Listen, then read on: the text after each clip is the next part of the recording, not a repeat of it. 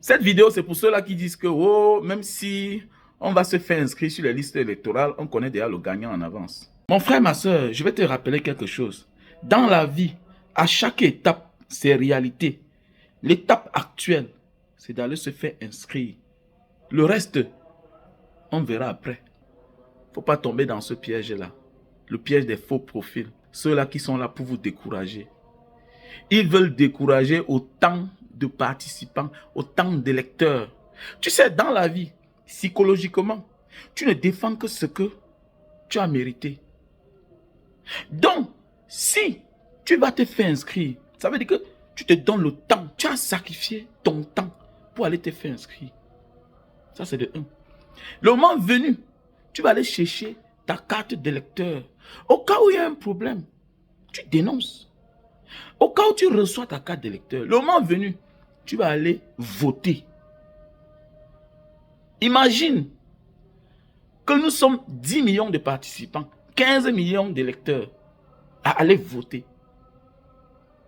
Et que le moment venu, comme ils ont l'habitude de faire, qu'ils nous volent notre victoire. Nous allons nous lever comme un seul homme. Pourquoi?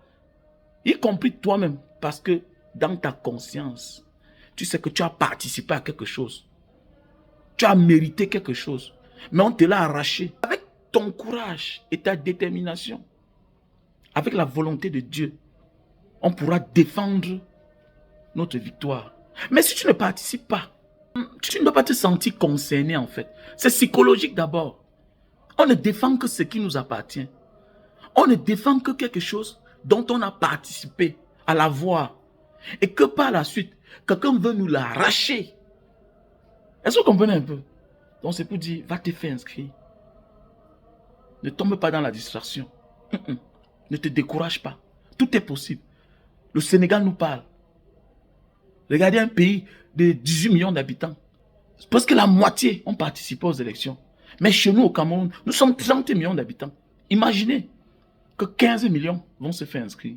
Ça veut dire que le moment venu pour réclamer, ils auront face à eux tout un peuple.